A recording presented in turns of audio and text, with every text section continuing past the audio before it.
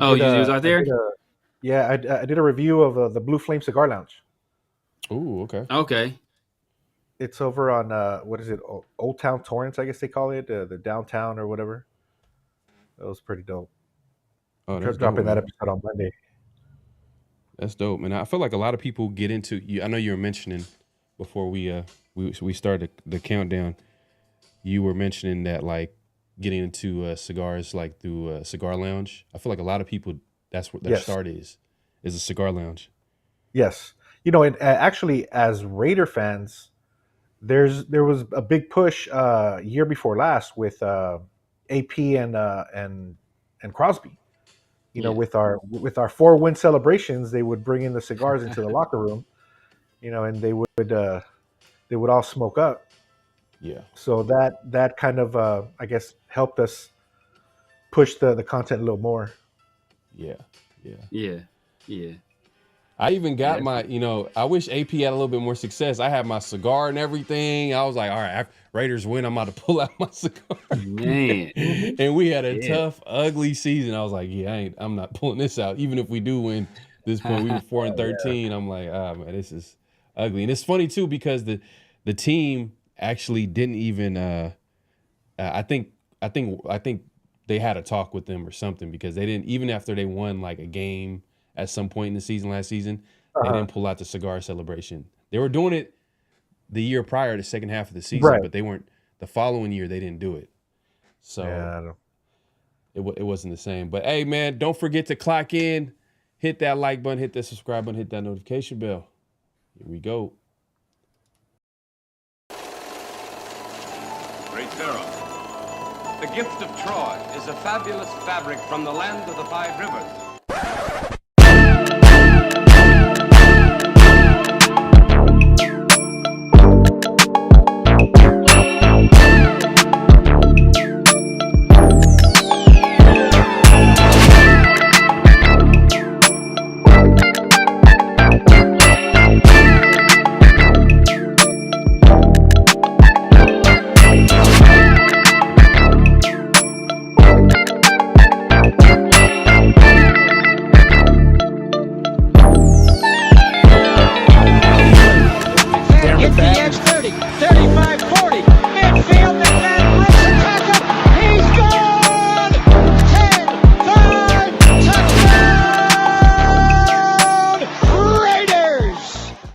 Years ago, when we came to Los Angeles, I really believed the greatness of the Raiders would be in its future.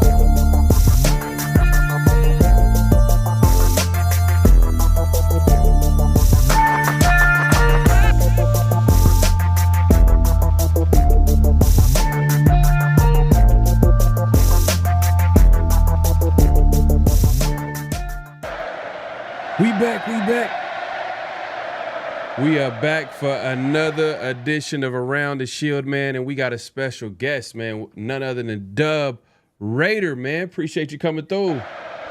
Thanks for the invitation, fellas. And I'm really happy to be here, even though we're one man down, but it's all good. It's all good. It's all good, man. It's all good. We still gonna make it happen. Dub, sir. we're gonna get into obviously the latest and greatest with the Raiders and what's going on. We'll get your takes on the offseason and things like that. Obviously, everybody's seen the thumbnail. Max Crosby had his the summit, pass rush summit, where he was out there with all the young and upcoming and top pass rushers. We'll get into that. We'll talk about that. It's the off season. It's not a whole lot to talk about with the Raiders, but we're gonna make it happen. We're gonna have a great conversation today. But if you haven't already, make sure to clock in, hit that like button, hit that subscribe button, hit that notification bell. We see people pulling up left and right, man. We appreciate it. We got Raiders Paul. He starts it off right by just simply saying, Ray. Man, appreciate you coming through. PNW Mark in the building, man. He know the drill, man. He says, hi, Raiders. He says, clock in, subscribe, hit the bell for future shows, man. There you go. We got Rock. Simply the Rock, man. What's up, y'all? Magic and 3-6 Mafia's life. There you go. We got the one and only. The one and only. Myra G in the building, man. Appreciate you coming through. Man, we got Rick Rock in the building pulling up, man. Appreciate you coming through. Kevin Lurker in the building. Man, we got everybody pulling up, man. James Verbo is out here in the building, man. The classic. The classic Raiders. You know what I'm saying? We gotta give it to him, man. You know what's crazy? I feel like I love that everybody has their own. Well, not every team. Do you think every team has their own style of chant when it comes to, you know what I mean? You know what I'm talking about, right? Because I remember one of the biggest thing when the Raiders went to Las Vegas, the fans in Las Vegas, there's some new fans and they're not familiar with the Raiders.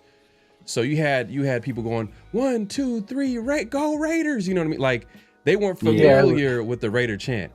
They were more like cheerleaders than they were Raider fans. Exactly. Yeah, exactly. I think they got it over time, especially with Raider fans kind of, traveling to the game and kind of letting them know this is what we do. This is how we do it, man. Come on. But I'm trying to think, like, do other teams? I think New Orleans got the who that? Is it who that? Yeah, who that says gonna beat them Saints? Who that says gonna beat them Saints? The Jaguars got the Duval. What the hell does that mean? That's where they're at. That's the okay. Yeah. I kind of figured. Yeah, man. The Jets have Jets, Jets. Rams have the whose house? Yeah, Rams house. Yeah, Rams is trash. And what do the Chargers have? Only thing I can think of is that stupid song they had. What was it? Supercharged. Yeah. Do the Chargers have? What did the Chargers have? I don't think they got anything right now. Know what? They try to force it. They got the what was that? Like, let's get charged up. It sounds super corny, super commercial.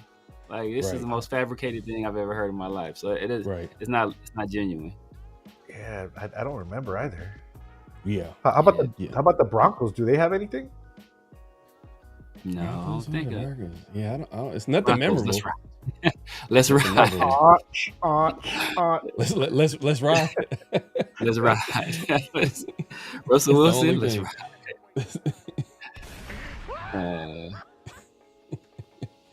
Yeah, I think a lot of teams don't got it. Yeah, that's the what's the one thing about the Raiders? The Raiders got a lot of flavor. They got a lot of flavor. We got the sayings, we got the chants, we got the fans. The Raiders got a lot of. The Eagles? They spell out Eagles. EAGLE. No, the Jets do that too. Jets. Yeah, that's the one. Yeah, but Eagles fly. That's the song. Okay, because that's a I song. know they have a song, but I believe that they do a spelling if I'm not mistaken. I'm not sure. I'm not sure, but I Yeah. definitely know they have something out there. Yeah, I know Yeah, the Eagles y'all have won't this catch song that that. they sing. You know what I mean? And it's pretty bad. I'm not gonna lie. I feel like the Raiders got the most style in the NFL when Yeah. it comes to even like classic. You know, the autumn wind. That's man. I don't know. Oh man, that gives me chills. Man. Oh yeah. That gives me And chills. yeah, Till this day. yeah. It's not forced. It's not corny. You know what I mean? Like when I hear the Eagles do it, like sing their song, I know that Eagles got one of the best fan base. They got a big fan base, but Right. it's just like, yeah, man. I'm glad I'm not an Eagles fan. Yeah, that's right, Jeff. See, Jeff is in the he's in the Northeast, so he's like, yeah, let's go Buffalo. This is the Bills. Oh, okay. Oh, the Bills. Let's go Buffalo. Yeah. Okay. Yeah, let's That's, go You know, Buffalo. yeah. and I'm hoping that the Raiders start incorporating. I guess it's a new song that they do for the March of Victory over the bridge from the Mandalay Bay to Allegiant Stadium. Mhm. The UNLV band plays this song. It's just basic. It's repetitive. It just says "Oh, black hole," but it just sounds so awesome when like the whole crowd is doing it, man. Singing it. It is, That's oh yeah, yeah. You'll see it on the home opener. Severe. Okay. It's dope. Right. It's dope. All right. All right. I don't think so, the very first game I went to was the Dolphins game. Like when I think like when one of the first like the first season, I think they started letting fans in, and like we didn't. Yeah, no, this they weren't doing it yet. They weren't doing that yet. yeah, I think this started. I want to say last year was Okay. the very first year that they incorporated the UNLV band for the March of Victory, and man, it's a really cool experience. You know, you get at least some celebration before the loss. Exactly right. Redskins at least have a decent fight song. Oh, that's what you guys were talking about. Okay, there you go. Yeah, I don't man. remember the Redskins. Yeah, man. I'll be honest with you, like, I know it's like all hail the. Oh, I know it's like all hail the Redskins, something like that. I think it's AT. Yeah, something like that. Yeah, all hail the Redskins. and if we think like other sports too. Well, I know definitely the one that takes the cake is soccer. Oh yeah. You know, they have like chants for days. Right. Yeah, I mean, Yeah. soccer is number one sport in the world, man. Like that's like Yeah. it's a way of life. Like Yes. it's actually there's gangs. Like you got to fear Yeah. for your Oh, yeah. life. Like at these games, like you can't just go to a soccer game just rooting for a team. Like you got to, you know, Yeah, the hooligans.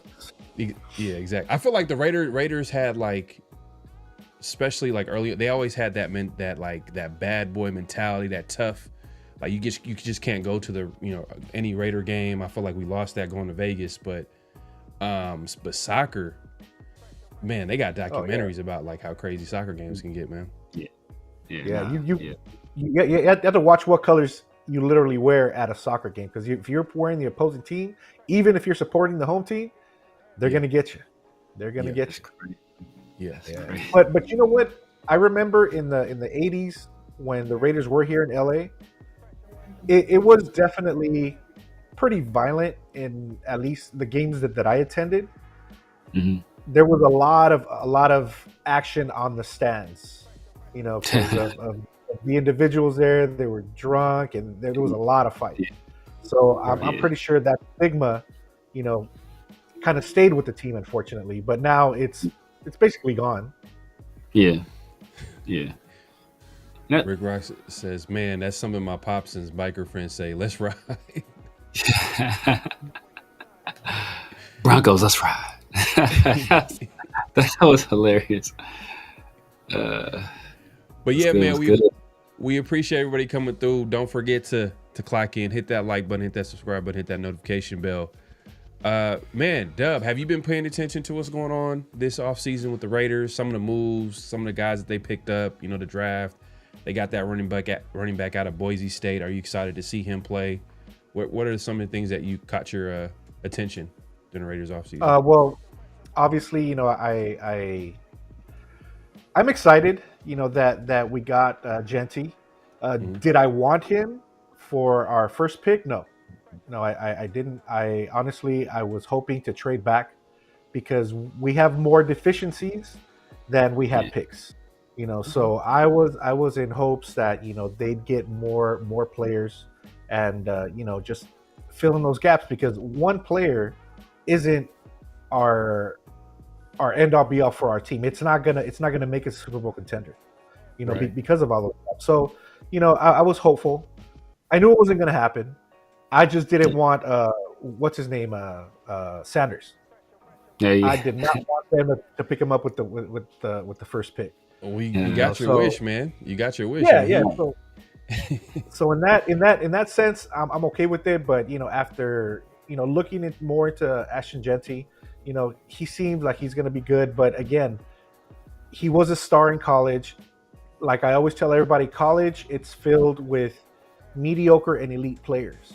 In the NFL, you have just elite players.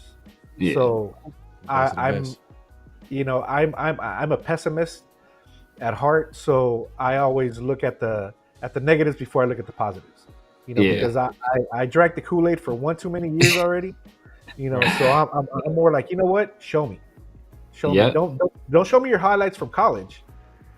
Show me that you're willing to listen to the coaches, willing to learn, and willing to execute the plays as you're asked.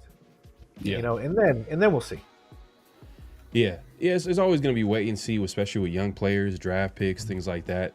But I'm hoping for the best. You take a running back high. That's not like me and Severe talked about how like you got to be in a good position to do that. The Raiders kind of went in their mindset was best player available, and if we wanted a running back later, it wasn't a guarantee to get a guy that they like. So they end up taking Genty. So it is what it is. But they did end up trading down. Just not after the fact. After the fact. Yeah. But initially at the first pick, I was like, damn. But obviously now in hindsight, we saw that in the back end of the draft, they actually did start trading back. So they did get some of the numbers that we needed. But I guess the pick at that point wasn't as good as it would have been if it would have been, like our number one draft pick. We probably could have gotten a lower number one, maybe a number 2 or a number 3, or maybe something next year. So that was it. But obviously now seeing everything that they did is great. And to your point, they picked the best available because it worked for us last season. Yeah. Mm-hmm. Yeah, definitely. So if it ain't broke, why fix it, right? Exactly. Yeah. I mean, I think I agree. There wasn't going to be any one player that was going to change the Raiders' fortune this season. Because they have a lot of different needs. You're not able to like really address all of them all in one offseason. So me and Severe, we're like in agreement.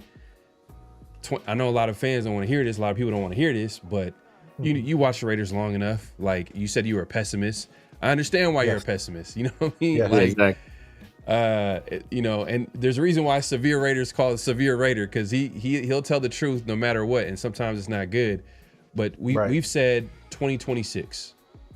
If everything goes right this offseason and some of the players, you can see like, okay, we got something here. 2026, meaning that offseason before the 2026 season, if it's a home run, then you probably can see like, oh, okay, Raiders can probably compete for a playoff spot. Like you can go in there with confident going into next season. Okay, we got something here. We're building something here. But we'll see, man. There's a lot of unknown. We'll see what happens. Yeah. But my biggest fear, I'm sorry, my biggest fear is health, because that's what derailed us last season. It's just their health. And it's already, and that's the thing, it's already starting. Yeah. And I'm like, oh man. And I've tried to not focus on those negatives that, obviously right now it's news in the Raider Nation. So, it's out there, but I'm just trying not to focus on that and just hoping for the best, with the players that we did pick up this season. Yeah, man. I know you're from the you're from SoCal, and Dub's a real great guy. He only has like one major character flaw, and that is he is a USC fan. So we hired we what did you think of when the Raiders hired Pete Carroll? Was that a move that you liked, or? Um, Actually, when I heard that they had picked them up, I was kind of like I wasn't really affected. I wasn't like happy. I wasn't angry. Yeah. I know of his pedigree, obviously here at SC, and then at Seattle. Yeah. But I think what really started bringing the fear of him coming to the Raiders was his age. But then watching him during the OTAs and mandatory minicamp, and watching them running around like the Energizer Bunny, and watching his interviews, it just kind of like, man, this man has not lost a step, maybe half a step, but not much for an individual his age. Now, for the future of the organization, 5 years from now, obviously probably not, but it's at least a step in the right direction. Getting the team back on track, and hopefully being able to pick a successor, that is going to follow that plan. Because that's something we as Raider fans haven't seen in a long time, is continuity. Continuity, just it's either a year or 2 years long, and then they switch it, and somebody else, and then it's a whole new regime, whole new way of thinking. And that's the only thing that I'm hopeful from Pete Carroll. But again, we just gotta wait and see. Yeah, man, we gotta wait and see. I mean, you mentioned like that consistency is what we need. We need that stability. But he's 73 years old, and that was like our initial reaction is like, he's 73, and I have no problem with anybody being 73. It's just the problem is that we've never seen that. Like, we've never seen. Right. He's the oldest coach. He's gonna be like, once the season starts, he will be officially the oldest coach in NFL history. And the guy before that was Romeo Crennel. I don't know if you remember him. He was like a defensive coordinator for the Patriots, and at the time he was with the Browns in his 70s as a defensive coordinator, and then he ended up they ended up firing a coach. He was like the interim coach, and then he retired. Right. Like, it wasn't like he kept going as head coach. So we've never seen a guy that at that age. So we're going to see something. It's just like. And then I feel like the Raiders are always doing something completely different than every other team. And maybe, in their heyday with Al Davis, because he was ahead of the game, it was different having an owner where he was super knowledgeable and had his background, and he was a head coach, he was a scout, he was all that in one as an owner. So it was a big competitive advantage. Yes, but then, later on, Father Time caught up to him, and it just became like, what are the Raiders doing? Why are they doing things? They're not keeping up with the times. Like, it just if this is my this is me being negative. This is me after all these years, all these losing years, and the Raiders doing what they did in the past. I mean, that's just me kind of like reacting to it. But we seen the value after a while. Like, we're like, okay, you know what? Pete Carroll is a Hall of Fame coach. Yes. Pete Carroll does have connections. Players do believe in Pete Carroll. So, would we have gotten Geno Smith if it wasn't for Pete Carroll? A guy that, Geno Smith is like, he lives by him. He's the guy that gave him the shot. And now we have a quarterback, which we didn't have the last couple of years. I mean, how do you feel about Geno Smith? Like, do you feel like that upgrade at quarterback is going to make a huge difference this season? Well, in comparisons to last season, definitely. Yep. It's just the facts, because I don't think Geno Smith can do any worse than our 3 illustrious quarterbacks from last season. So I know it's definitely going to be better. He's proven it last season or 2 seasons ago. He did very well with Seattle. with the horrible offense. So I definitely have a bit of faith in him. But again, my biggest fear is just health. Yeah. Just that he stays healthy, because once those the health bug starts hitting, man, that's when we start getting into trouble. Yeah. Yeah. And that's what I don't want. Yeah, man. I think it's, I mean, football, that's the one thing I don't like about football. And it's kind of creeping up to basketball a little bit with all these not ACL tears, Achilles, yes. They got to figure this. This is weird. Like in 2025, all these players are getting Achilles tear, and you would think with modern medicine and technology, like, players wouldn't be getting hurt. Like I don't think this happened. Someone made a point, like, this wasn't happening in like years past. And I'm talking about basketball, but football, at least you can say, you know what, players are getting hurt, which they are getting hurt a lot more than they did in years past. But a lot of people kind of point to, well, you know what, the cut down on off-season workouts over the years, they can't be as physical because, due to, like, the agreements they made, right, that didn't prepare them for that prepared them for the NFL season. And now that they don't have that, that's causing players to get hurt.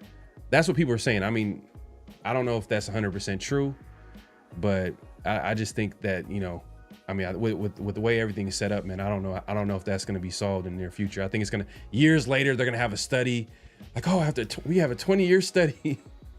Yeah, exactly. Yeah, like they did with the concussion protocol. Right. Yeah. That took a lot of years and a lot of push, because the NFL was pushing back on the whole concussion protocol. They didn't want that. Mm-hmm. But for me, honestly, I would go back and talk to ex-NFL players and find out what their workout regimen was. Players from the 70s and 80s. Mm-hmm. What they ate, what they did, and try and kind of like reverse engineer what they're doing. Because just because technology is advancing doesn't mean they're using it in a beneficial way. Because to be totally honest, I think it's making them softer.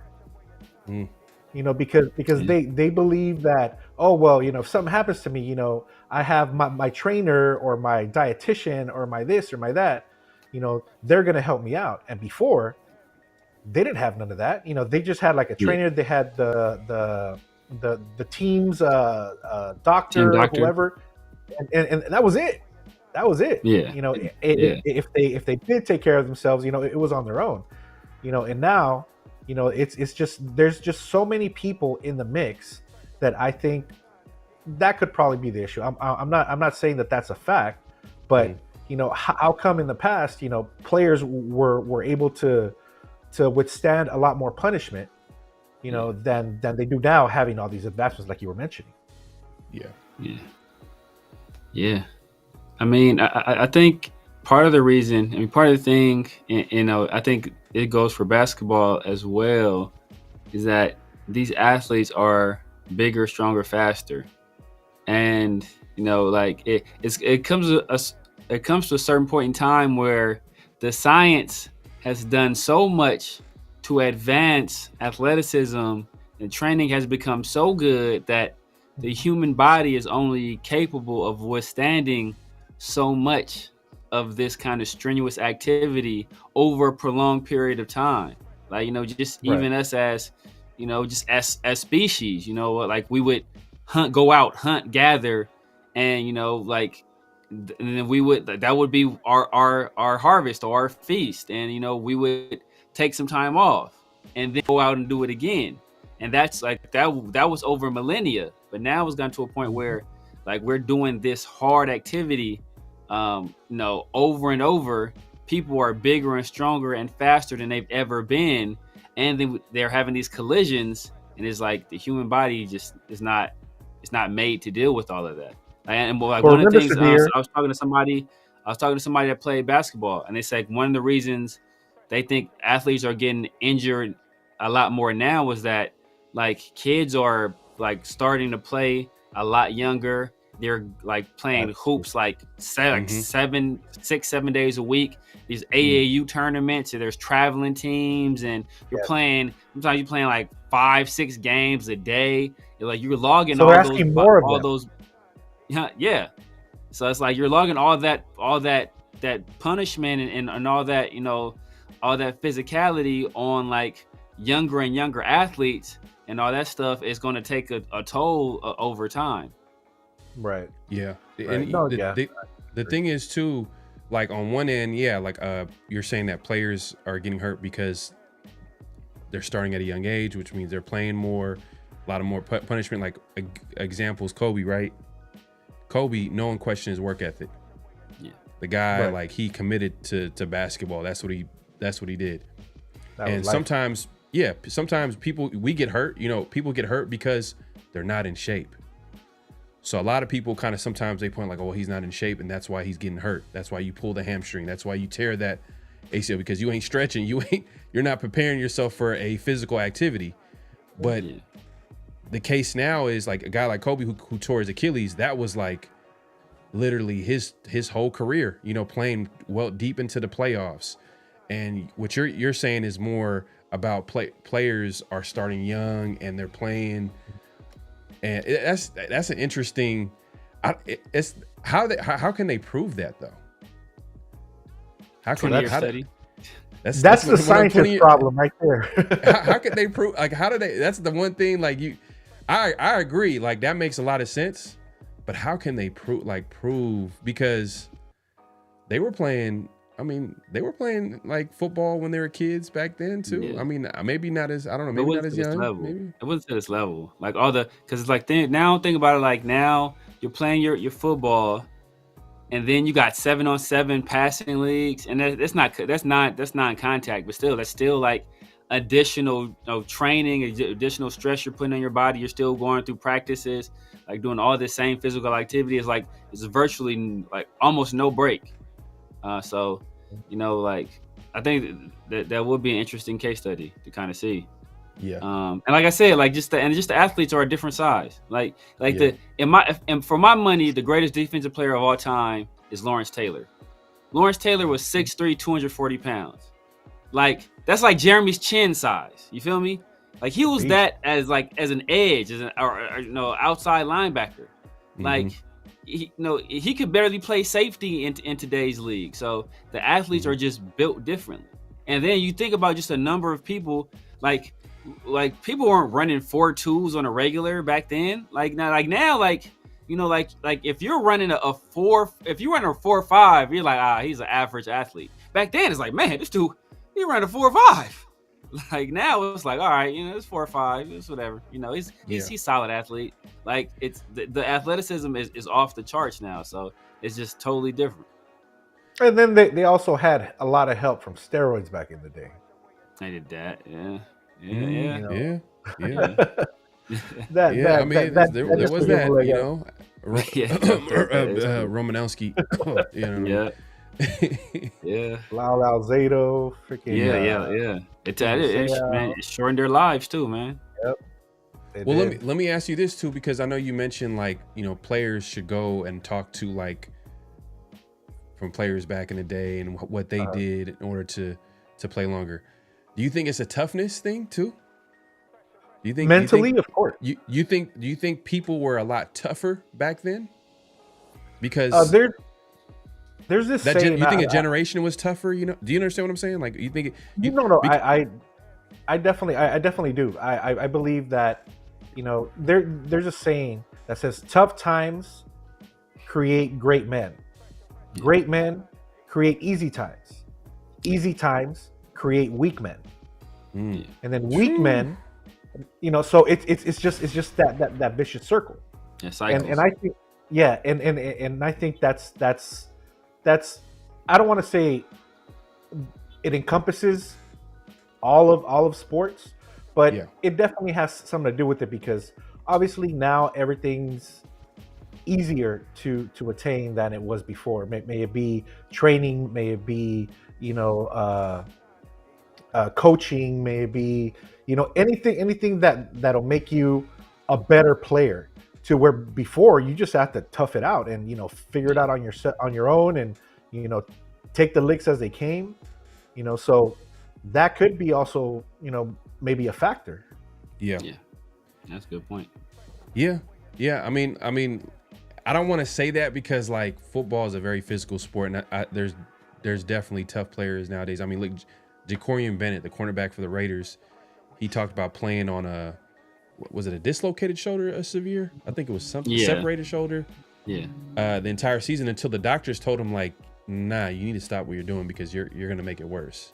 And he finally had surgery, and now he's recovering back from that and things like that. So I think players in football, I think they play hurt.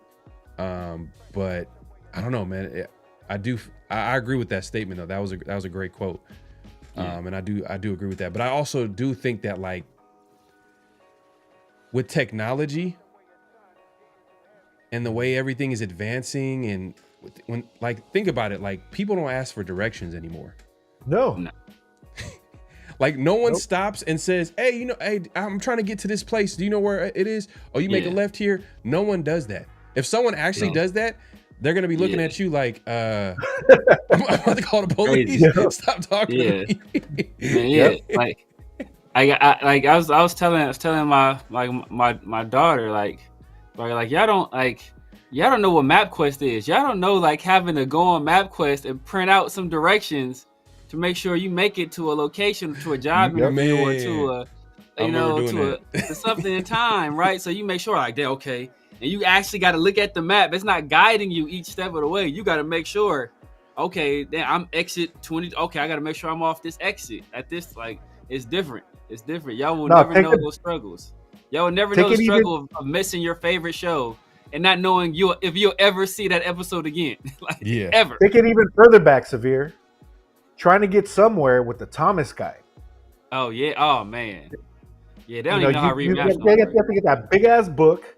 Figure out where you were, you were going, and then map it through all the grids. And you'd have to go from page 3 to page 200, back to page 110, and then you'd have to like figure it out for yourself.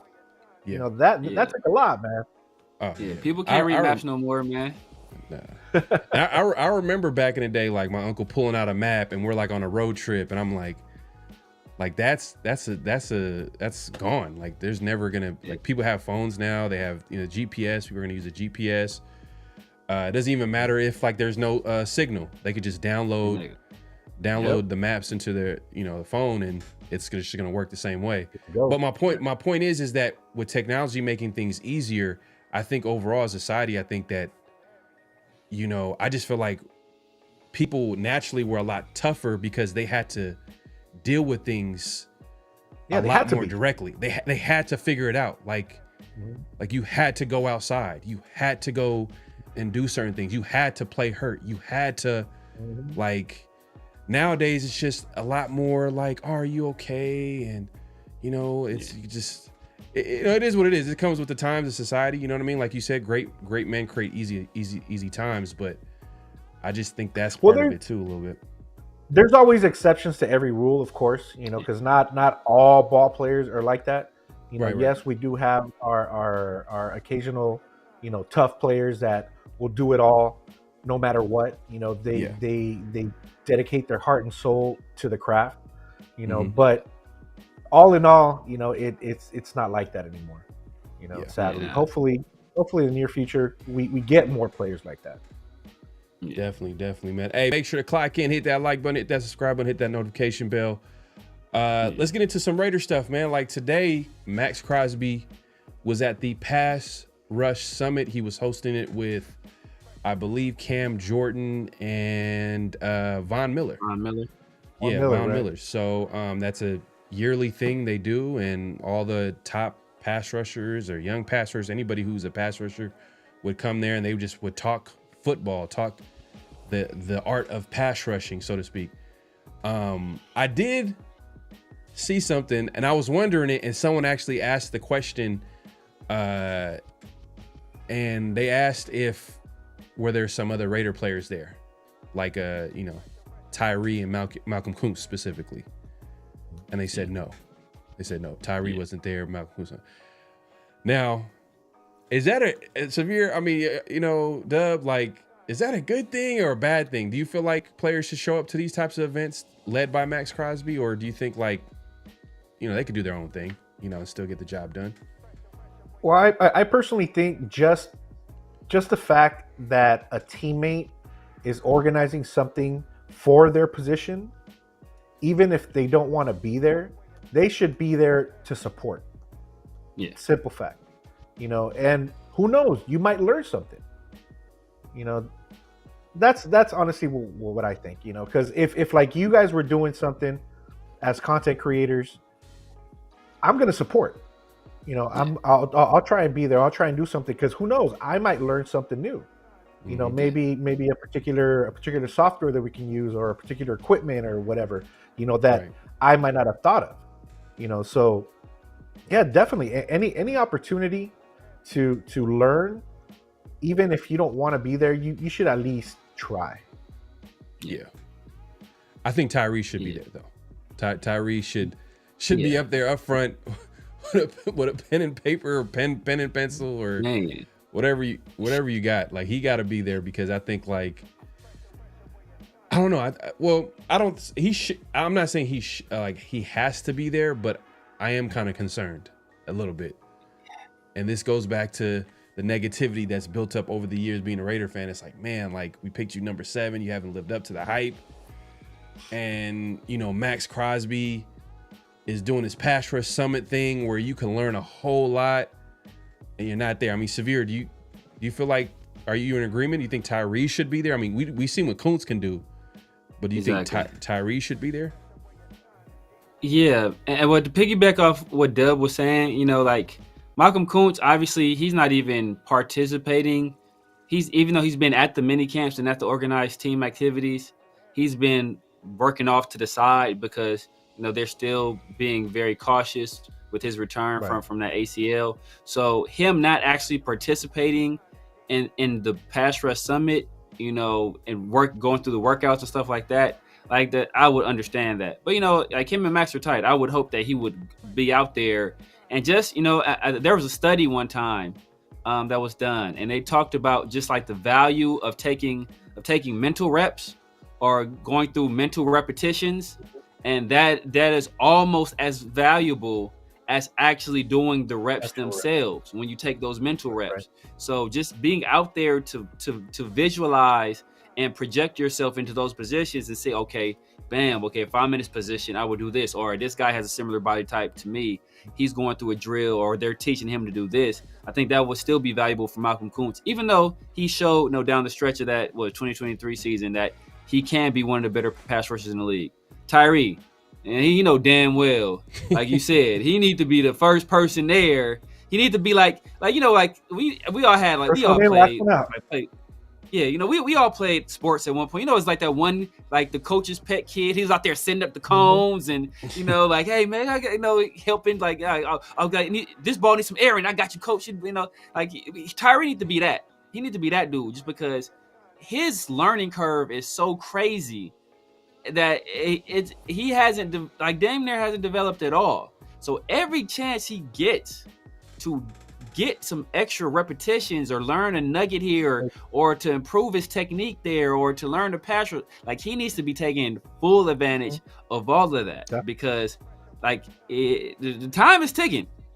Yeah, especially, isn't this his year that he definitely needs to prove himself?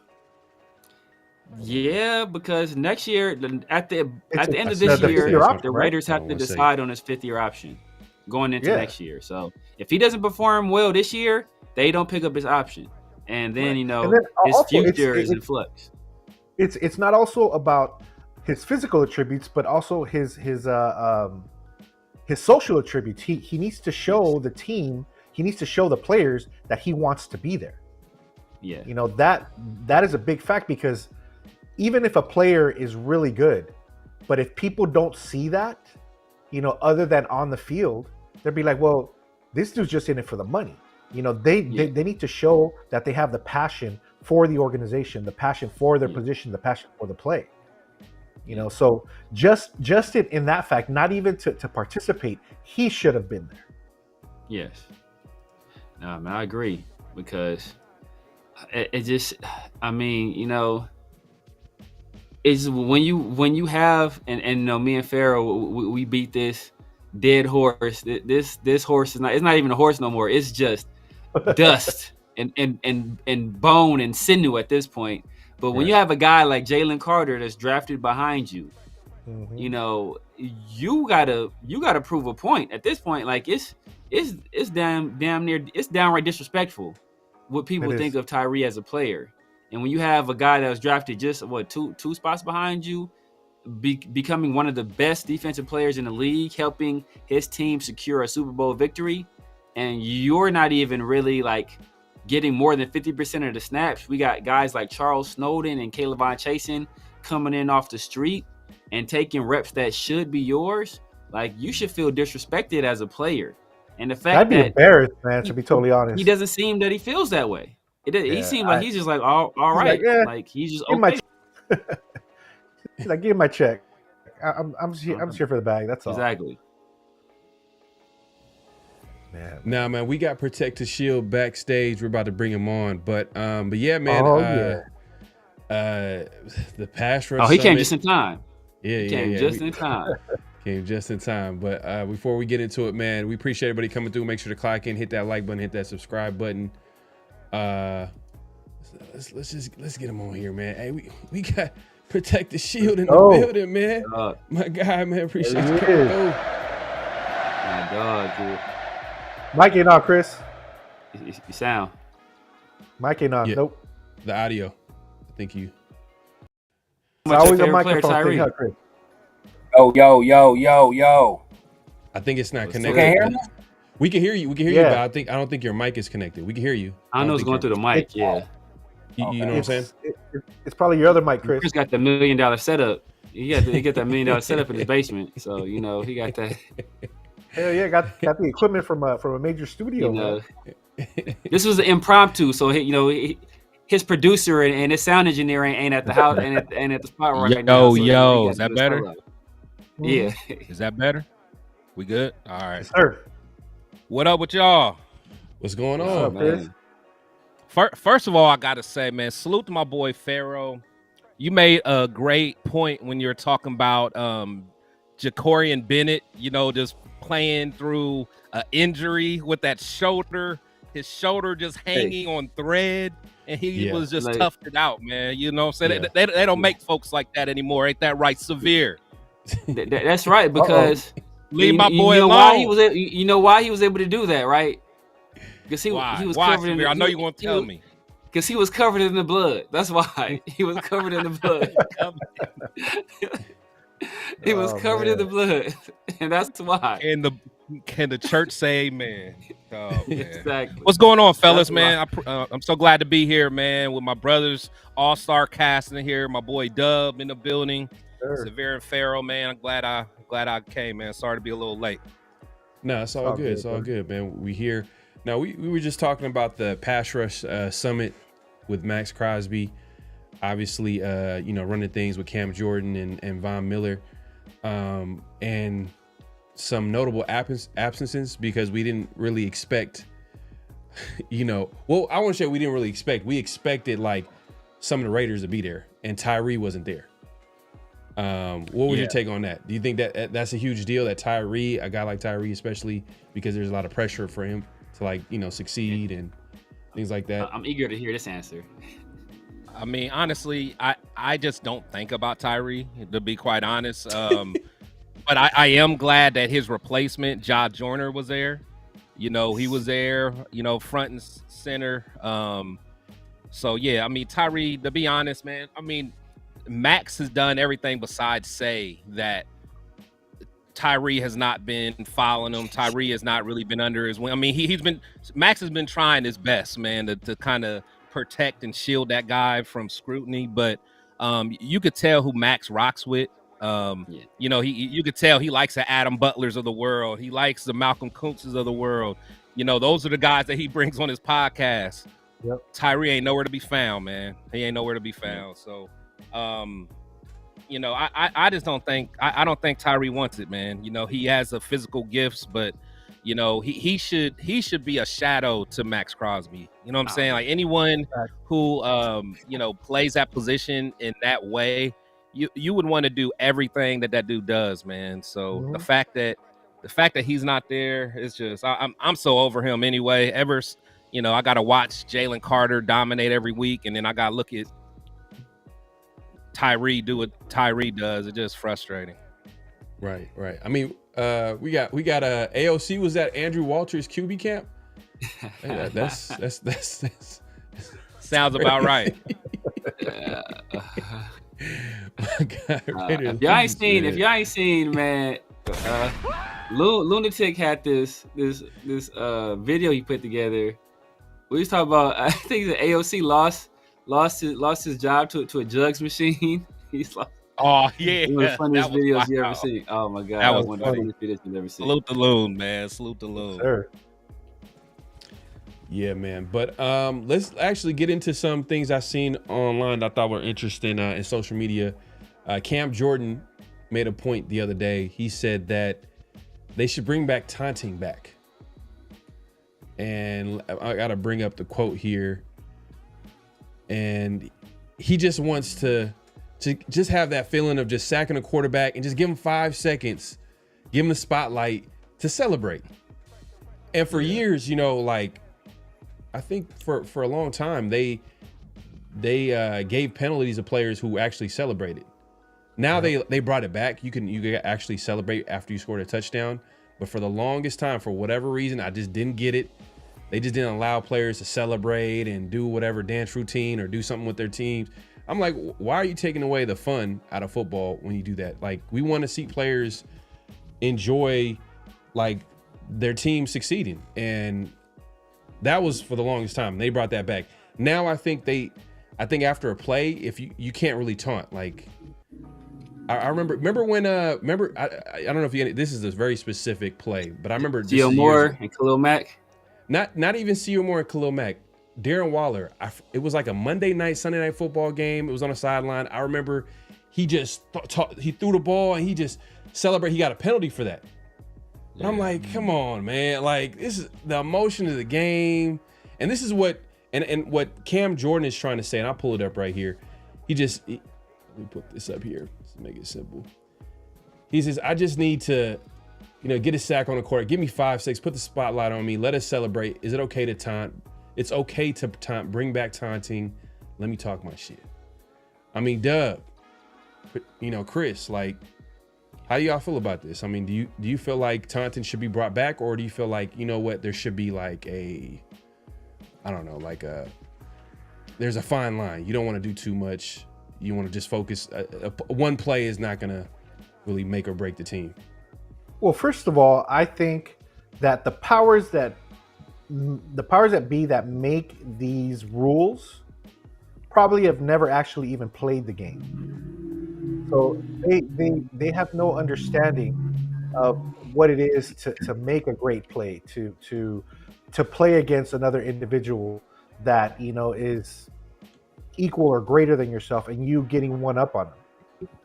They don't understand that fact, so they just see it as disrespectful. And again, going back to what we were talking about earlier about easy times making soft men. There's a lot of players nowadays that just they can't take that. Instead of using it as motivation to do better in the following plays, they get all butthurt. But I think they should, man. They should give them at least a little bit of time to do what they got to do and celebrate. Yeah. What's your thoughts on it, Chris? Yeah, I don't know. I'm kind of old school when it comes to that, man. I'm all for it. Like I miss the old Jack Tatum stuff, man. You tackle the dude when he try to get up, you push him back down. Like I'm on that type of time, man. So maybe it's because I don't have kids or anything, man. But hey, I don't care about that sportsmanship, man. Hey, you go out there. We ain't giving out participation trophies, man. Like if you want me to stop taunting you, then stop me. You know what I'm saying? Outplay me then. You know what I'm saying? So right. I like it, man. I like it. But I know you guys were kind of talking about it earlier, but things has gotten so soft, and I hate it, and we see it every year when it comes to Mahomes and stuff like that. Like you can't even, like if you sack him, you can't even look at him too long. You're gonna get a flag. So it's just weak, man. It's weak. So I'm with him. I'm with Cam Jordan on that for sure. Yes, sir. I don't know why I just thought about Patrice, the late great Patrice O'Neal. He had a joke about like the times being different. This is back all the way back in like 2010 when he did his special, and he was like, man, like he asked this dude if he played football or he watched football, and he's like, no, I don't do that. And he was like, look, he's like, man, the times is changing. Like, how do you not watch football? And then he just says like, he said, I grew up in a time where we did an Indian dance when a player got hurt, and we would just like look down on him like, yeah, like you ain't never gonna play again. Patrice is up there. That's a little dark, but it's funny though. It's funny because it's kind of true a little bit, because I feel like this goes back to our earlier conversation where Let's go back to our earlier conversation where we talked about how like it was a completely different time, like where players like Jack Tatum would literally destroy people and players celebrate like, yeah, like that's what you're supposed to do. Now it's like everybody goes down on one knee and just they're not doing like look this is about to get real controversial. Right. It's about to get very controversial, right? Yeah, we're well into the show. It's about to get very controversial. Like the algorithm will hate on this. I say all the time, like we talk about like the differences in generations, right?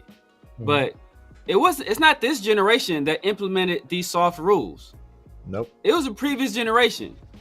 They saw people celebrating and doing the dirty bird, and they're act like you've been here before. Know who has the best celebration in the league? Jerry Rice. True. He just hands the ball to the referee. Why can't you? Because know what it was? Know what it was? There was a certain caliber of player that could play at that level, and they was rubbing it in other players' faces. And those players didn't play for a long time. They went into the league offices and they became coaches and executives. So as soon as they got there, like, y'all niggas never doing that again. Never doing that again. And that's immediately. You never celebrating again. And that's what happened, right? All these dudes is like, that's not the game. That's not, it's not about yourself. It's about the team and all this stuff. It's like, nah, bro. We out here to have fun and to entertain. Like it's not about sportsmanship and teamwork. That's values you learn being part of a team, sure. But people ain't buying tickets to watch me shake my opponent's hands. They buying tickets to watch me like power drive this dude in the ground and then like point at him while he's on the that's what they want to see. It's just the league doesn't want that. I don't think we can blame the players for that. Because I tell my son all the time, like, if somebody scores on them or somebody's tackling them and they talking trash, like, bro, don't let them do it again then. Like you have complete control over what happens on the next play. So you can either let them tackle you again or you can score. And so I think we've taken away that ownership from players, and we've constrained them. Like even like baseball, baseball is the worst. It's like, look at these guys bat flipping and like a bat flip. Like just throwing a bat after you hit a home run. Or if you stare at the pitcher too long, then they're gonna throw a baseball at you. Like it's like what, bro? Like because I hit a home run and I looked at you, now you're gonna throw a base. Like it's crazy. But these are rules that were already entrenched in the game before any of these other players played, and they want to keep it that way. Yeah, no, it's money, bro. It's money at the end of the day. It's they don't want anything affecting money because they got all these sponsors. They got all this money invested in, and they don't want us. And it's a form of control where they don't want a player to do something that will cost them money because they want to make it family friendly. Family friendly means more money. It's bottom line. Yeah. At the end of the day, because now it's not just 2 tickets you're selling, but 4 to 5. Exactly. Because now you're taking tickets. Yep. 100%. 100%, man. But yeah, no, I agree, Severe, man. Like at the end of the day, like I love football because of the violence, the physicality. Like I like the competitiveness. Like I don't want no one to die, but at the same time, football is a physical sport. That's why we watch it. You know what I mean? That's why it's different from watching basketball or baseball. It's the physicality. I mean, basketball to a certain level has a physicality, but not like football. It's not even close. Not even close. Oh, basketball's terrible. Yeah. You can't even hand check. Yeah, it's weak. Yeah, it is what it is, man. We appreciate everybody coming through. Make sure to clock in, hit that like button, hit that subscribe button, hit that notification bell. But yeah, Cam Jordan made a great point. I think, do you think this is something, do you think the league, we all agree that money could be a big reason why, but do you think this is also, because the league does certain things every year to tweak some rules, but to also create a little bit of drama. I think they do this purposely. Like, why would you change this rule? Like, why would you do this? But because they know that it creates a little bit of drama. It makes headlines because they know at some point a team is going to lose by 1, and it's because of some crazy rule change the year prior during that offseason. Do you think that could be a possible reason for competitive advantage to keep the league? Because the owners are getting together and agreeing to this, and the coaches too. I think the coaches are also, like, the owners meaning the coaches, I think, are there too, talking about certain rules. But like Dub said though, like people that are on these rules, most of the people on these rules committees, and none of the owners, no majority owner, none of those guys played in the league. So Fact. They like it's different, like. And I'm sure we've all worked at places, or we've had jobs, or we've had friends that have had jobs where new ownership comes in, or a new boss comes in, and they're going to tell you how to do it, and you guys ain't doing it right. This is the way I'm going to do it.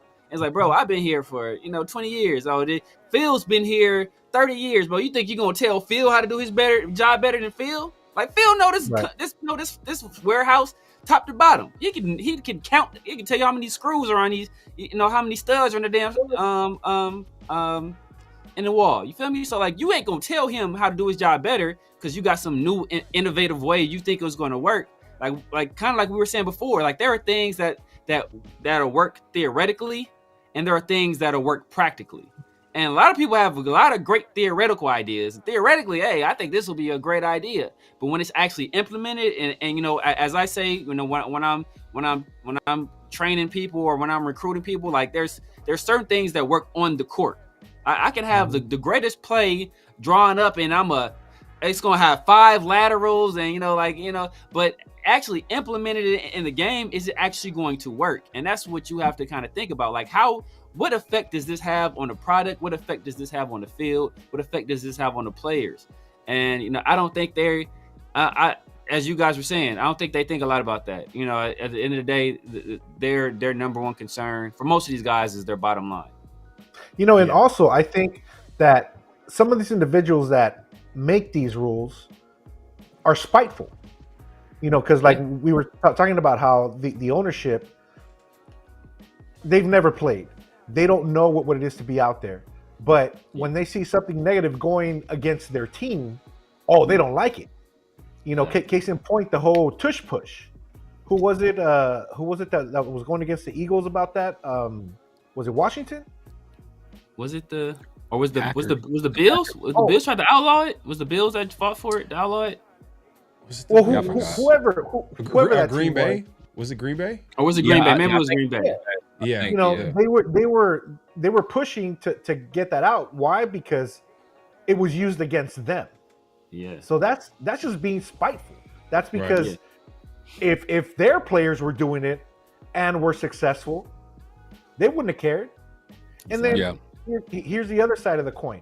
Why were the Kansas City Chiefs allowed to do that whole ring around the rosy shit at the Raider games and not called? Yeah. So this is definitely biased, man. It is definitely biased.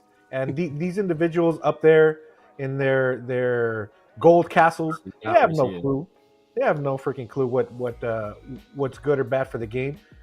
I think we as fans, we are fans because, like you mentioned, Severe, and Chris, we want to see that violence. We want to see that entertainment, and they're just thinking out of their ass. And now, if this is gonna make my team look bad, now we're not gonna have that. Yeah. I don't even think I don't even think this is my opinion. Y'all might not agree with this, but I don't even think, or you might agree with this. I don't think the league or teams care about player safety. I think what they care about is money. Mm-hmm. And that what they realized from the concussion was, oh man, these guys can come back and sue us. These studies are coming out and making us look bad. You know what I mean? Like, they don't care about player safety. I think they care about what the bottom line, like from an individual level, I think people can care. I can believe that if someone said, I actually care about this and this, I can believe that person. I can see myself believing that person or not. Just depends. But from a corporation and business level, they don't care. What they care is the bottom line is money, and what they care about is, like, at the end of the day, like, they don't want no lawsuits. They don't want to get sued.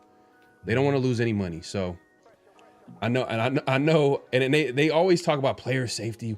That's the number one thing, and like it's just, man, it's just smoke screen. It's just a smoke screen for what they really want to do. It's just it's about the money. Yeah, it's just a buzzword, man. It's one of those words that they say to make it seem like they care. And I think mental health is another one. You always hear them say, do they really care about mental health? I don't know, but it's just like certain things that they'll say just to kind of check a box to make it seem like, oh, us as an organization, we care about this, or even diversity. And I know they try to do a good job on diversity, but I think I read last week or last month or something, they decided to do away with one of the programs, under that DEI, spectrum and stuff. So it's, so I don't know. It's like they'll preach things, but do they really mean it? I don't know.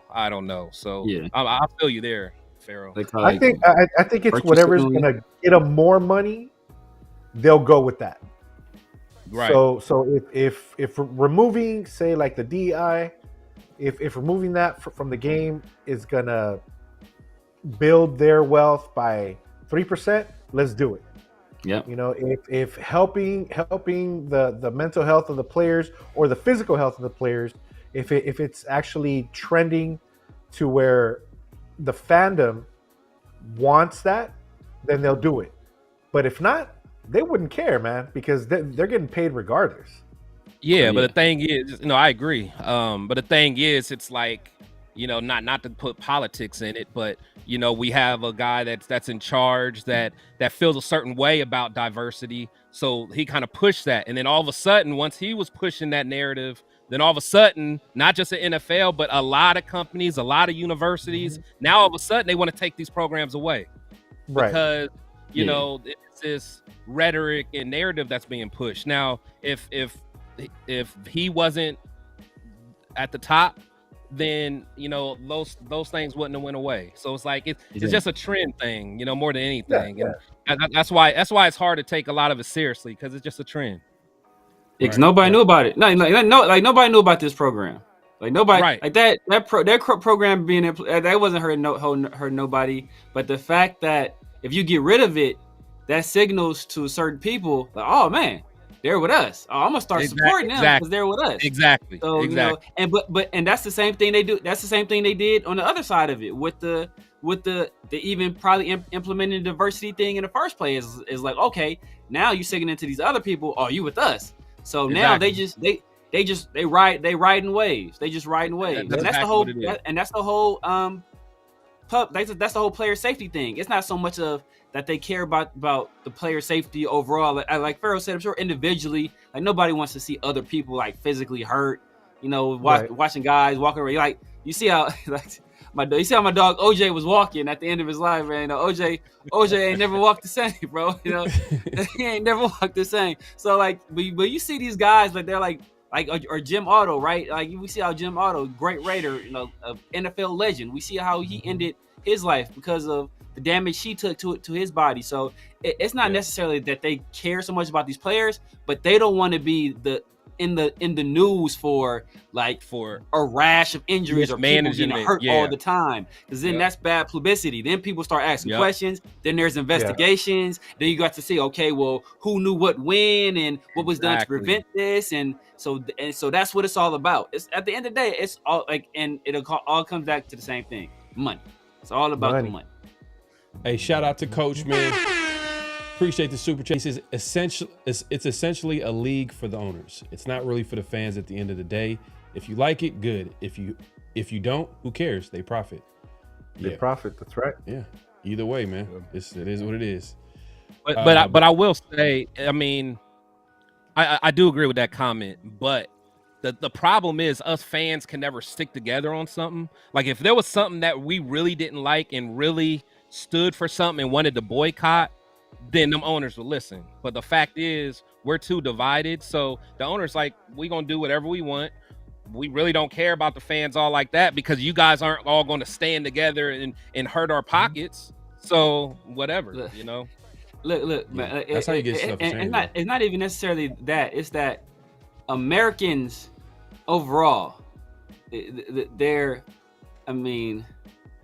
of all, they lack critical thinking. Just off top, they just lack critical thinking. Like, you know, but they have no discipline, like absolutely no discipline at all.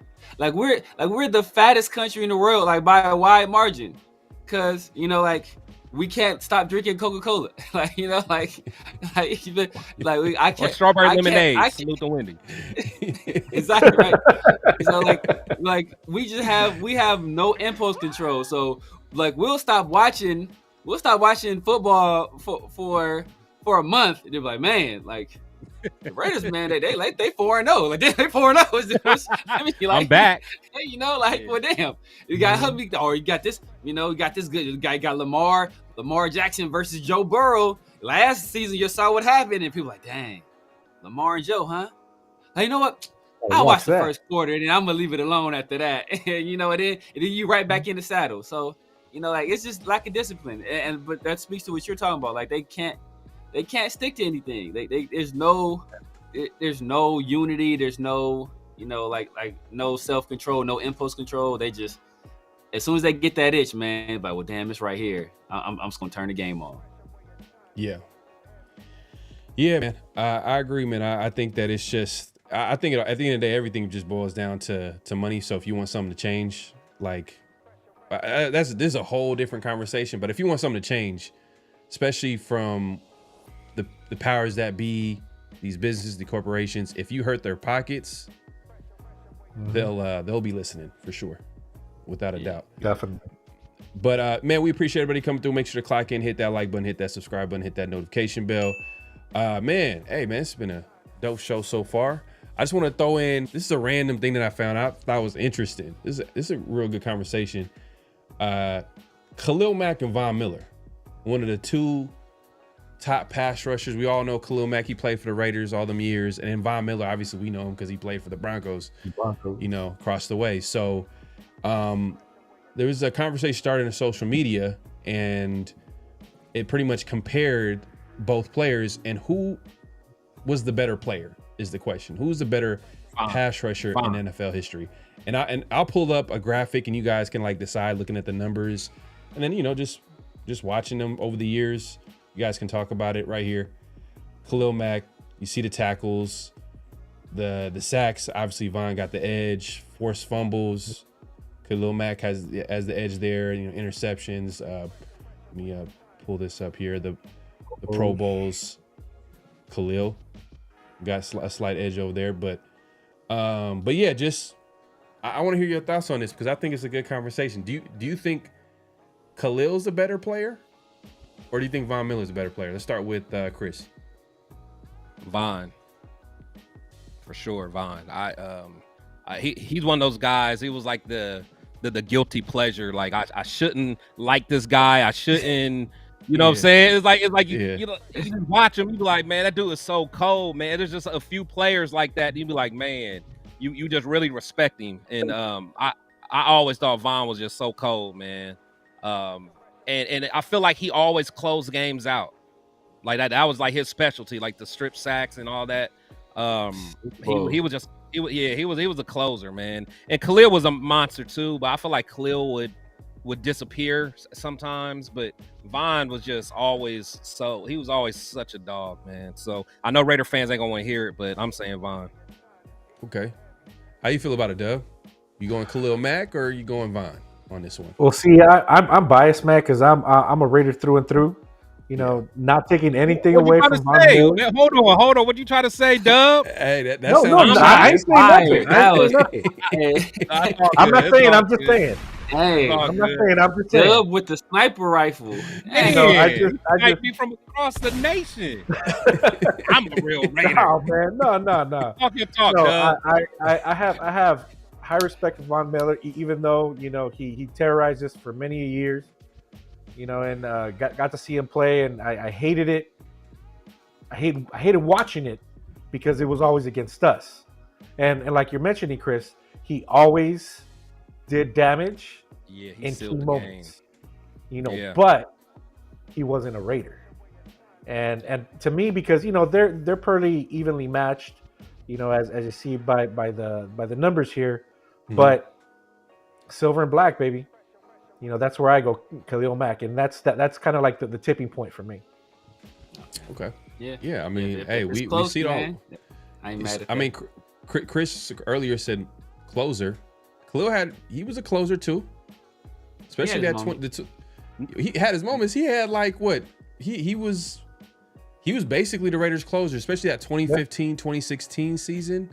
That I remember. I just remember the Carolina game, I think the Indy game. Carolina game, exactly. he won it by himself. The pick six against Cam. Yeah. I mean, that game where he had like 5 sacks against Denver, offense couldn't do nothing. Like that was the Khalil Mack game. But the thing is, he'll have games like that though. Like he'll go a long time without any sacks, and then he'll mess around and have like 5. Like he go crazy. He go crazy. Severe, we'll get that matchup. Like I'm eating today. Yeah. Like, oh, I got Colton Miller today.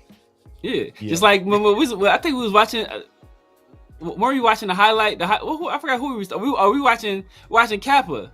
And we saw, I forgot who were they playing, and Buddy was getting off. In the second half, they moved him and let his homeboy get off. Like, bro, you eat too. That like, you get something now. Let me hit your contract incentives today too, bro. We both like, and that's how it was. Like, okay, like you get those favorable matchups. Like, all right, bro, today my day. But Severe, who you got? So if you're talking about just overall total package, better player. It's Mac, just because Mac played the run as equally as he played the pass. But this almost like we talked a little bit about it the other day, right? This is almost like the Steph Curry, Kevin Durant situation, where it's like I think Mac is like the better player. But if I'm ranking like greatest defensive players of all time, Mac is going to be behind Von Miller. Yeah. And it's like that same way with like I think Kevin Durant is a better player than Steph Curry, but if I'm ranking greatest players of all time, I'll have Steph Curry above Durant. And it's just because what Mac his impact to the game, it's even now. We just talked about the sack summit or the pass rusher summit. Like he's still paying that forward and having an impact on the next generation of the game. I just remember him coming out of Texas A&M. Like he was like kind of that, super bendy, smallest, undersized, outside linebacker, but just a freak athlete. And then he came in the league and instantly made an impact, and Khalil Mack did too. I think Khalil Mack was his third year he won Defensive Player of the Year. I think, and which Von Miller has never done, by the way. But, I think Von Miller was All-Pro his second year, first team All-Pro his second year in the league. So, no, they're both great players in their own right. But when you think about great pass rushers, like you immediately think about Von Miller. Like somebody might have to remind you about Khalil Mack. Oh yeah, Khalil Mack, he was good. Like that Khalil Mack is an afterthought now. Like we were they did a whole story when Von Miller went to Buffalo. They're like, man, Von Miller, you're going to Buffalo. Like nobody cared about Khalil Mack going to San Diego or the Chargers. Nobody was like, oh, he changes their team. Like no, like they just don't think of him like that. But I do. Right. No, I think he's a great player because he won a ring. and he played great in great moments, like big moments. 2 rings He and a won Super 2 Bowl rings? MVP. Yeah. He won with the Rams. Did he win with the Rams? Oh yeah, he did. He Vaughn. won with the Rams. He won with the Rams. Yeah. But I'm And thinking. Did he win 2 with Denver? He won one with Denver. Denver. That was the one. He carried Peyton Manning's ass. Yeah, carried Manning. Did Denver Peyton win another Manning, one though? Did they during that era? Didn't they win 2 during that that window? No. They only won 1. They won that one. Because He definitely carried him. Peyton was shot. Peyton was shot. Oh yeah. His arm was a noodle. And I think Vaughn won Super Bowl MVP. It's like he did. He won Super Bowl MVP as a defensive end. You don't get that, or as a pass rusher. You don't see that happen often, especially if you're on a team with Peyton Manning, right? You're like they will. It would have been like it's almost like a Terrell Davis, John Elway situation. Where you would think, even though Terrell Davis should have been a Super Bowl MVP, that first one, it's like, man, John Elway got his first Super Bowl, man. Like it can't not be John Elway Super Bowl MVP. Right. So you would think they would do the similar with Peyton, but Vaughn was so dominant, and I think he's tied for the record for most sacks in the Super Bowl. So probably but think about how Peyton played that year. He was not the Peyton that we all remember. That neck injury took a lot. Yeah, he was done. But they were so great defensively. They had weapons everywhere. They were able to make it happen. But my take on it is wasn't that the season where he wasn't he hurt a couple games too? Didn't like Brock Osweiler have to come in and kind of get him? Was that the same year?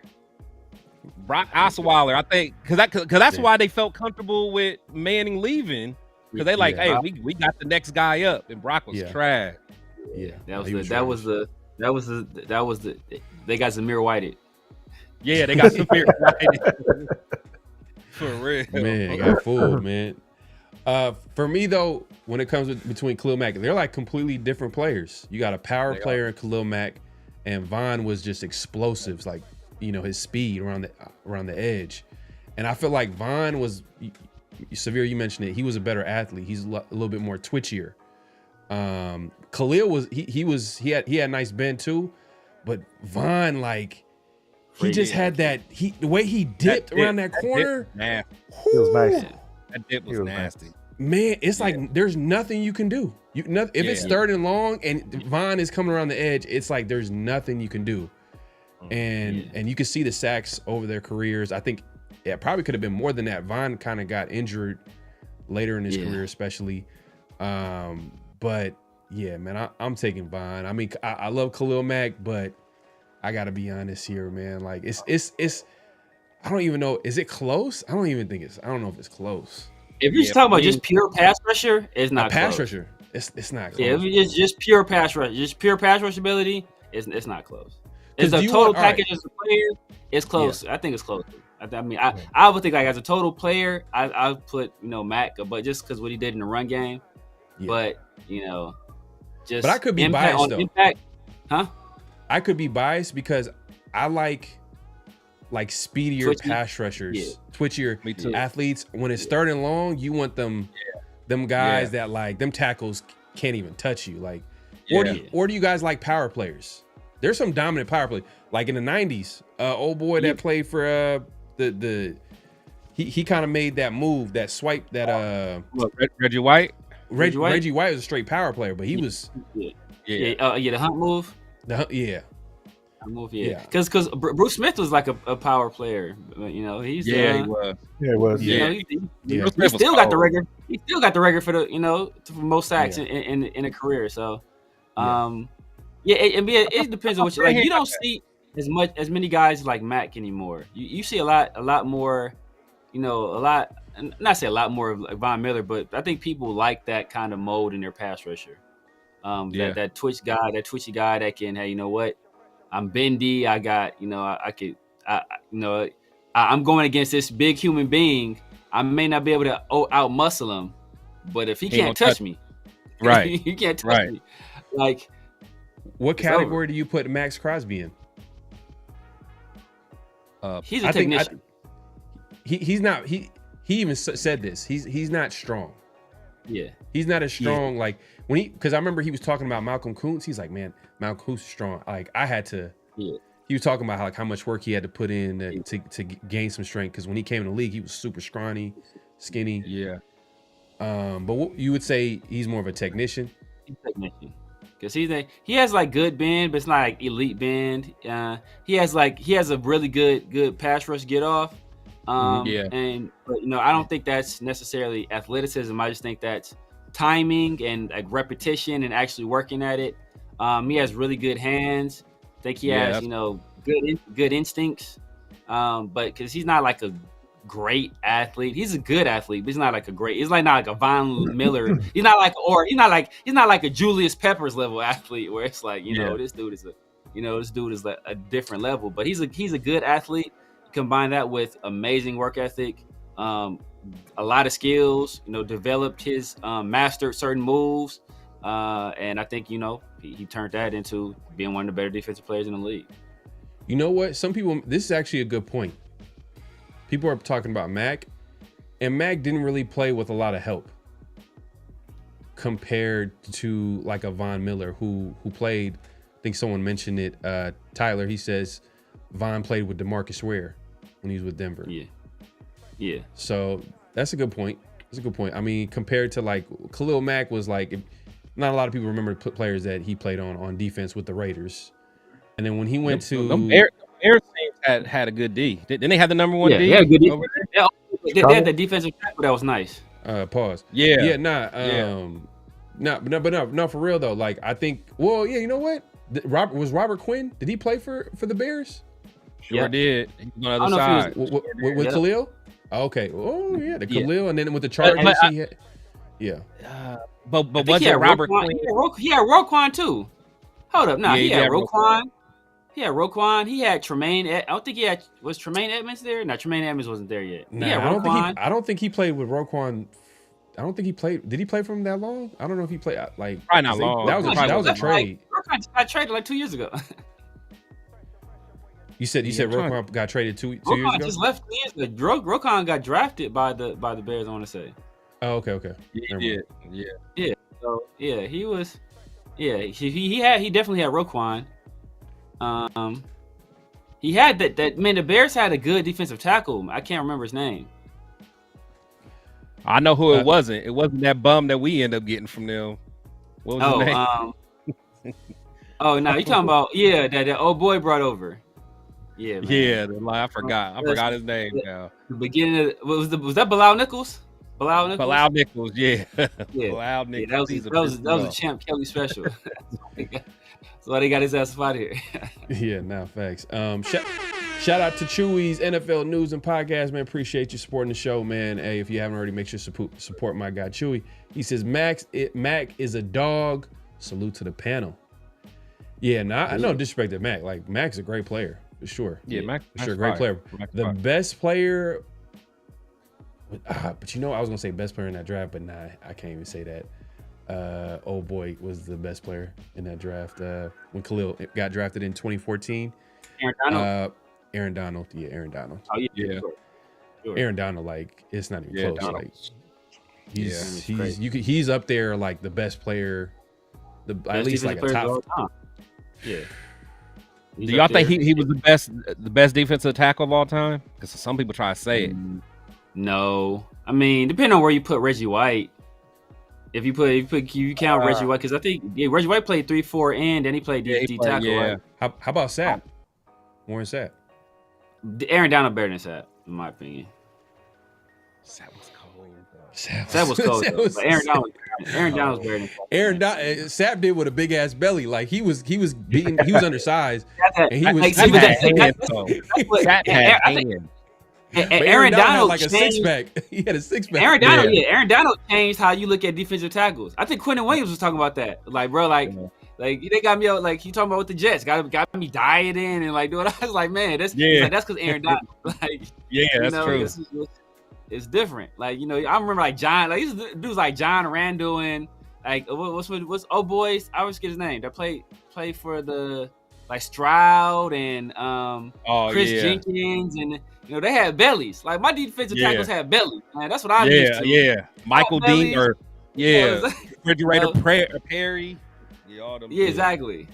It's different, Oh boy, our guy Tommy Kelly. You know, he had a belly on him. Yeah. No, that's what we used to seeing. So like Aaron Donald came in, it's like this dude's undersized, but he's still probably stronger than everybody got on your defense, on your offensive line, and he's fast, and he's physical. You know, it's like, what you gonna do with him? Yeah. Gotham since Von had Aaron Donald and Ramsey. Hey man, that's a great point. It's like the end of his like I career. said, but he had also played with the #1 defense with Denver too.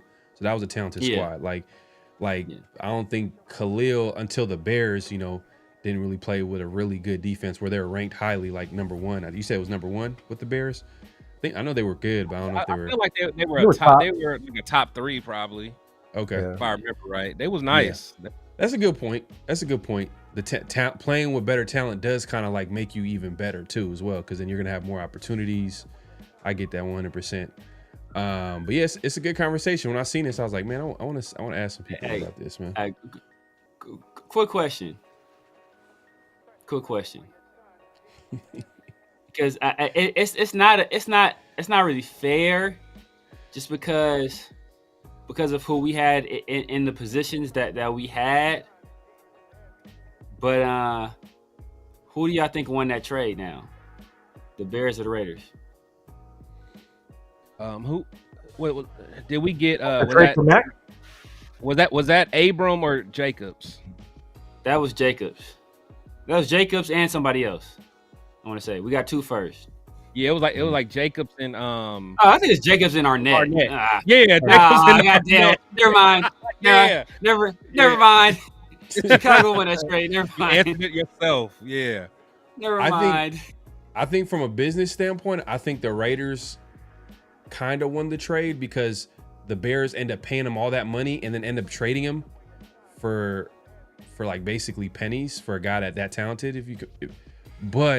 The problem is the Raiders didn't do nothing with it. So right. Yeah. See. Yeah, because we got Jacobs. We didn't extend Jacobs past his first contract, and Arnett didn't even play up to his contract. So there's no way the Bears didn't win that.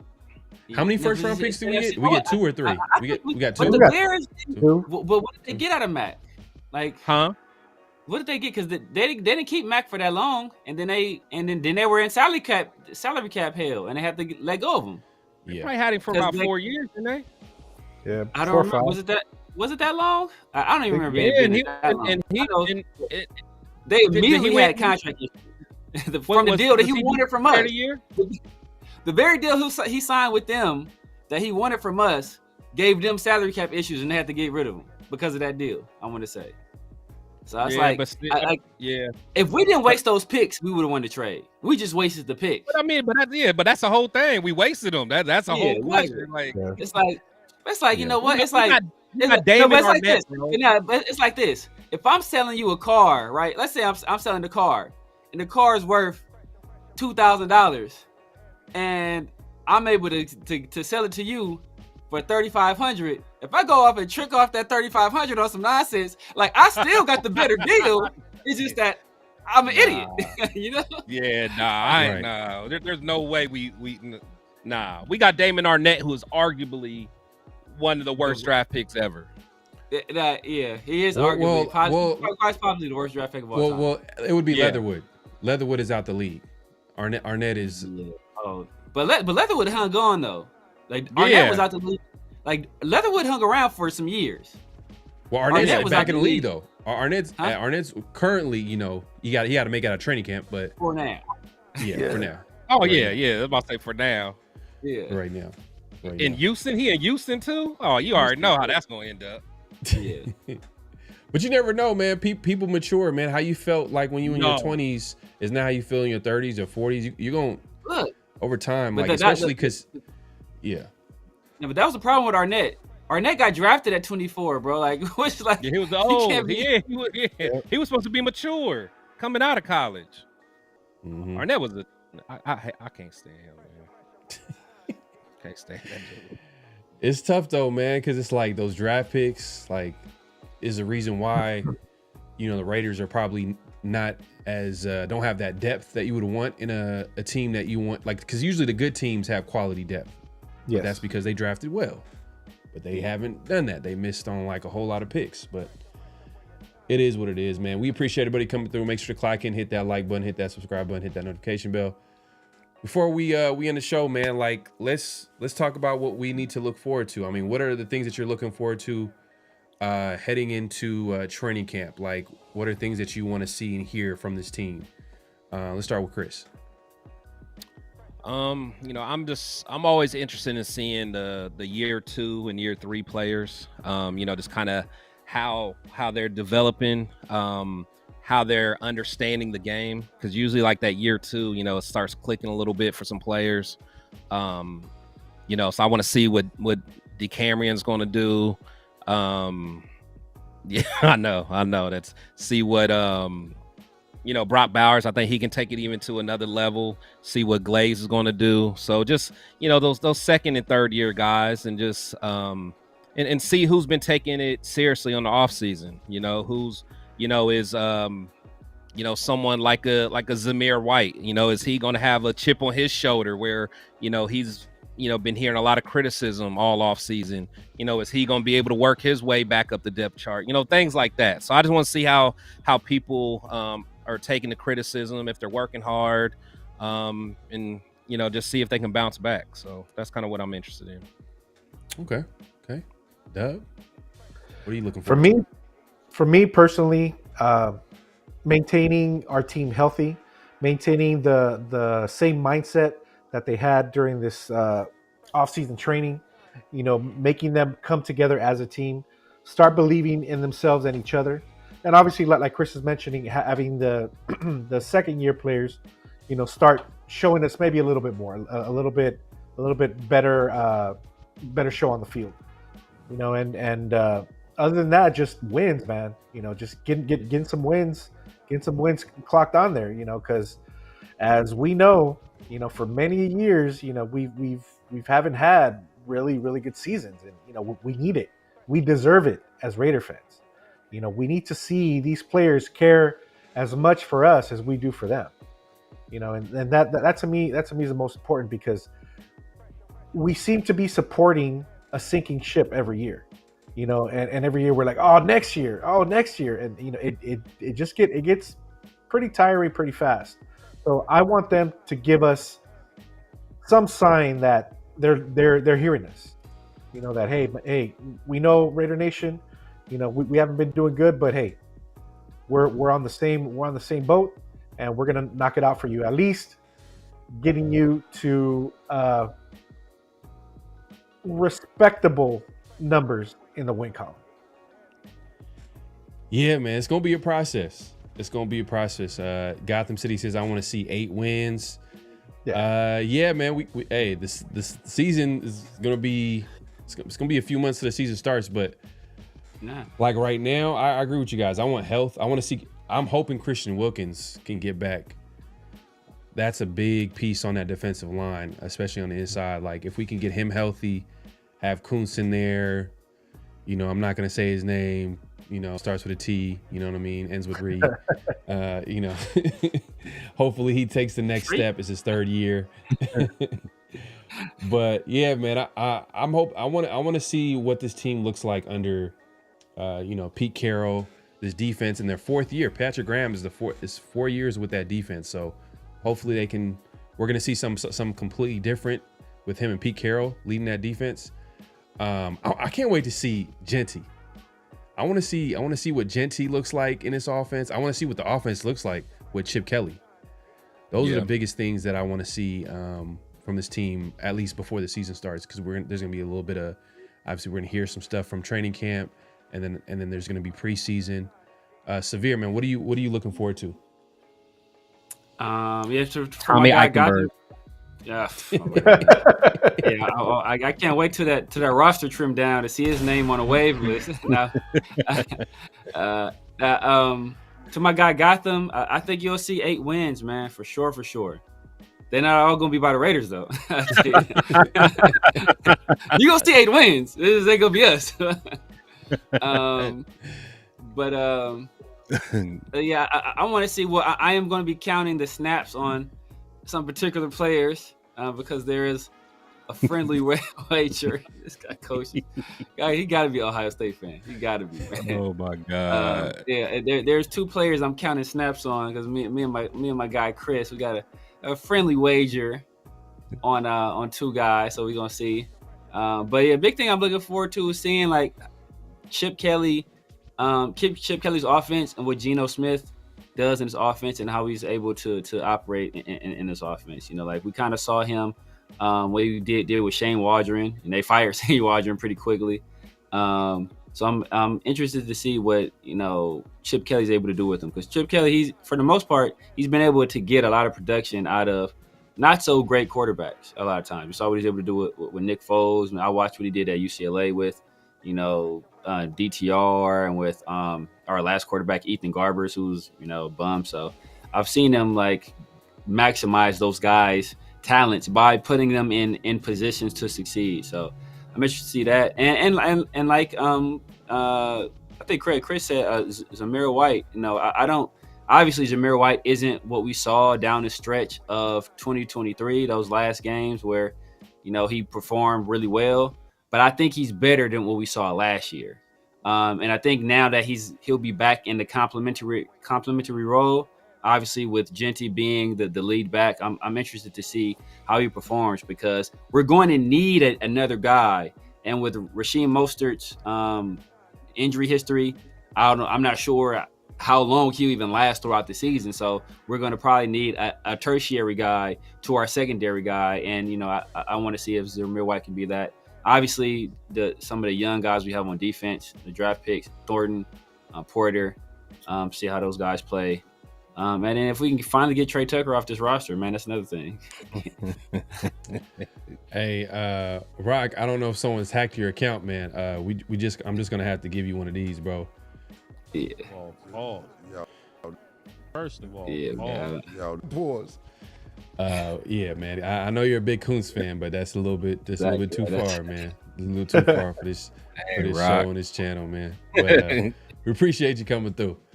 But He must have heard. Gotham said, I said I want to see Max at 100%. Yeah, facts. I want to see if Max takes some snaps off. That would be the next leap of, I think, for him to like mature as a player, is like understand like, hey, you're here for the long run. In order for you to do that, you can't play 100% of snaps, man. It was nice in the beginning, but then now it's catching up to you. So that's why that's why he's never to be found in the fourth quarter when we really need him. Right. Yeah. Mm-hmm. Really, I'm saying that's a difference between a TJ or, you know, even a Bosa or Micah. Like, to me, like closing out the games, or, you know, like we were talking about Von Miller, man. And I love Max, man, but I need more of those signature wins at the end, man. Yeah. And hopefully it happens this year, man. Hopefully we see it this year. But man, the more thing I want to see is what our starting corner tandem does of Eric Stokes and Darian Porter. Here we go, bro. Here we go. Starting the corner, Eric Stokes. Here we go. I want to see what they do. Here we go. We got some tall guys at corner with fully functional shoulders. I'm gonna see with 2 shoulders on the corner what that looks like. Yeah, man. We'll see what it looks like, man. It's gonna be that's a good point. You know, it's all jokes. No, it's not a good point. Don't listen to him, man. He's trolling, man. Don't listen to that man. I understand. Boo this man. Hit the boo button. Boo this man. There you go. But what I'm saying is the cornerback battle. The cornerback battle is gonna be interesting because it's gonna be completely different starters. Last year we had literally our first 3 corners are going to be different from last year. If Jacorian Bennett doesn't start, which right now he's running with the second team, so we'll see. Rock keeps talking about Kuntz. Well, hey man, Kuntz is one of those guys we gotta see what it looks like. Man, y'all crazy, man. But hey man, we appreciate everybody coming through. Make sure clock in at this point, clock out, hit that like button, hit that subscribe button, hit that notification bell. Dub, man, let the people know where they can find you, what to look forward to, all that good stuff.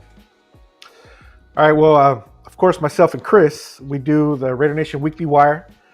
Drops on Sundays. Unfortunately, these past couple of Sundays haven't been able to muster up any new episodes because there's not much to talk about. And I'm actually trying to work something out to where we incorporate other segments into it. But aside from that, I also have the Raider Nation Roll Call, which is basically my flagship, how I started in this content creating life. What I basically do is I interview content creators, super fans, booster clubs, Raider businesses, anything having to do with the Raider Nation, and kind of like help promote and propel them to the Raider Nation that doesn't know much of the subculture, which is all of us.